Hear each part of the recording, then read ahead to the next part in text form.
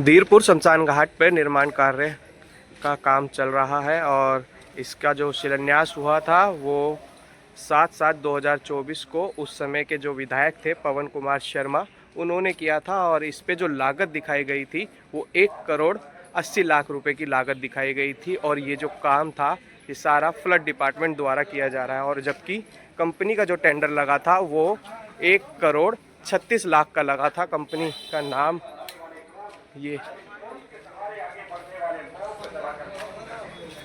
ये कंपनी का नाम है और इसमें साफ साफ लिखा है टेंडर की डेट कब शुरू होनी थी।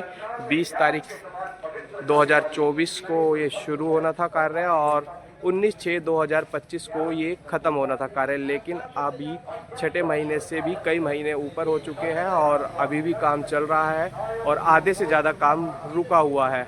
धीरे धीरे काम चल रहा है, धीरे धीरे टेंडर की जो प्रक्रिया थी वो उस समय तो शुरू हो गई थी, लेकिन अभी भी यहाँ पर वहाँ पर जो शिलान्यास किया वो 1,80,00,000 का दिखाकर करा गया और यहाँ पर पोस्टर पे 1,36,00,000 का जो टेंडर लगा था। उसके बाद जो कॉन्ट्रैक्टर है वो अपने मनमाने तरीके से ये काम कर रहा है और जो सीमेंट है और इसके अंदर तमाम तरह की लापरवाहियाँ जो बरती जा रही है वो जो उसको लेकर कई बार गाँव वासियों ने उसको बताया भी, ठेकेदार को बोला, लेकिन उन्होंने कोई नज़रअंदाजगी कर रहा है। वो कोई भी किसी भी तरह की कोई कार्रवाई नहीं कर रहा। और ये जो सीमेंट है जो आरटीआई के जो जवाब आया था उस आरटीआई के जवाब से पता लगा था कि उसके अंदर सीमेंट जो है सीपीसी की सीमेंट ओपीसी की सीमेंट लगनी थी 43 ग्रेड की।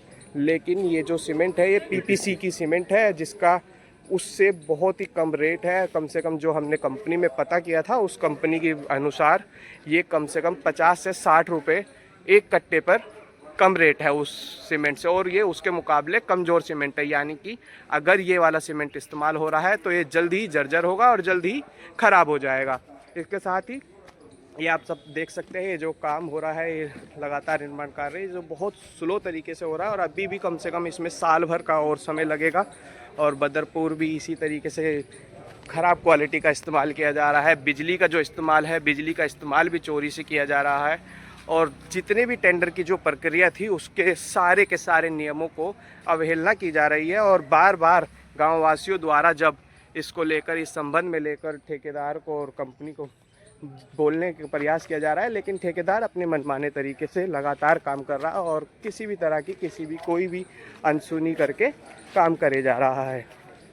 इस संबंध में जितने भी गांववासी है वो लगातार ठेकेदार को बोल रहे हैं। और ये देखिए आप उस समय के विधायक पवन कुमार शर्मा थे, इसके बाद चुनाव हुआ, चुनाव होने के बाद अब बीजेपी के विधायक हैं राजकुमार भाटिया जी। और राजकुमार भाटिया जी को भी इस संबंध में शिकायत दी गई है, गांव वालों की तरफ से शिकायत दी गई है। अब देखना ये होगा कि इस पर ठेकेदार क्या कार्रवाई करते हैं या फिर गांववासी इस बात को लेकर लगातार अपना विरोध जता रहे हैं और कंपनी क्या करती है और डिपार्टमेंट क्या करता है। ये दिल्ली सरकार के अंडर फ्लड डिपार्टमेंट का काम है। इसमें देखना होगा कि कितनी लापरवाही सामने आ रही है जब सीमेंट को लेकर है और इसके साथ ही अन्य भी बहुत सारे काम थे जिसमें लापरवाही बरती जा रही है।